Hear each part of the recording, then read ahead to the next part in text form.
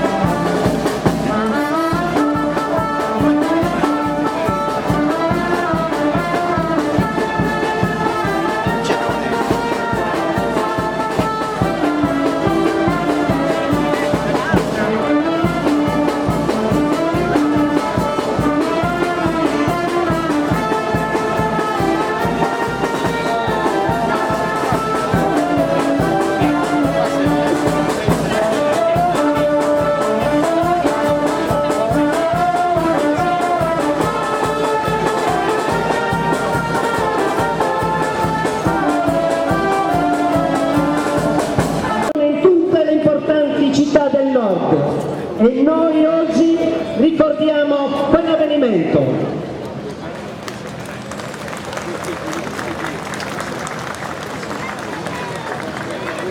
E siccome siamo in date di anniversari, anche in questa occasione vogliamo ricordare i martiri d'Italia dal Risorgimento, dalla Resistenza oggi. Maestro ci intona Fratelli d'Italia.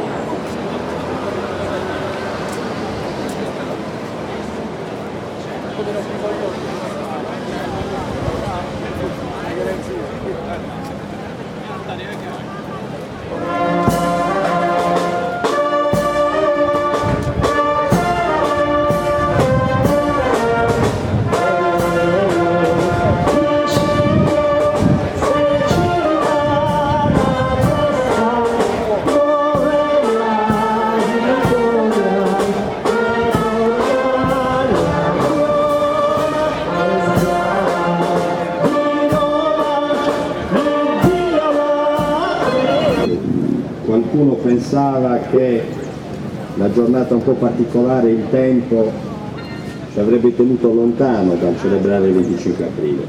E invece ci siamo anche quest'anno come ci siamo da tanti anni. Vedete, prima di venire qui stamattina, io ho l'abitudine di alzarmi piuttosto presto, mi sono letto tutti i lanci di agenzia di ieri, sulle agenzie di stampa. E ho trovato due dichiarazioni molto singolari, una di un mio collega presidente di provincia di Salerno, Cirielli, che fa anche il parlamentare, il quale dice: insomma, basta con questa storia del 25 aprile, ognuno combatteva per una sua ragione e quindi è un qualcosa che dobbiamo superare. Ecco, io dico a questo mio collega che noi tutti siamo d'accordo nel ritenere i morti uguali a tutti, è l'unica cosa che forse ci rende definitivamente uguali nella vita.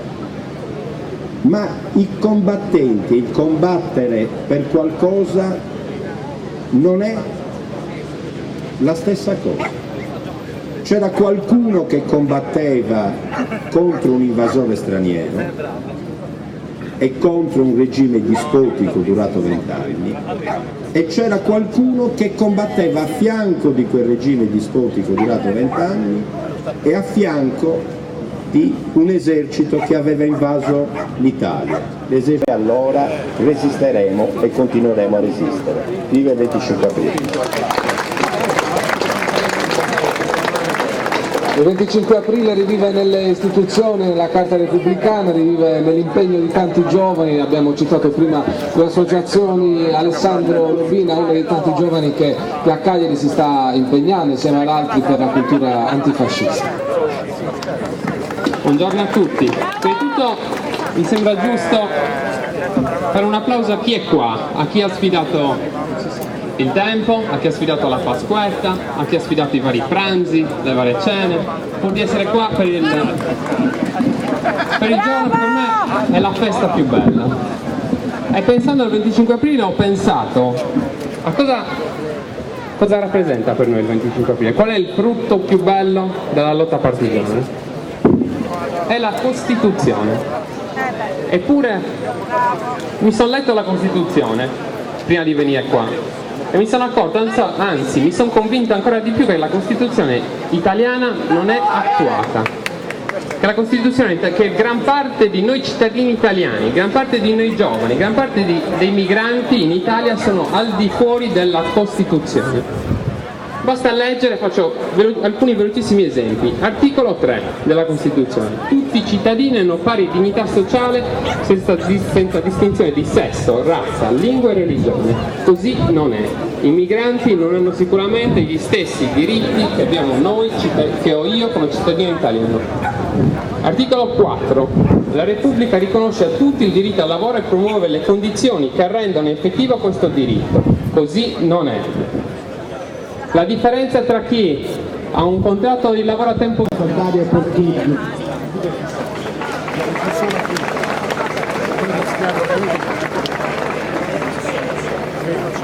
qui intendo ricordare con commozione ed affetto. Mi farebbe un lungo discorso ricordare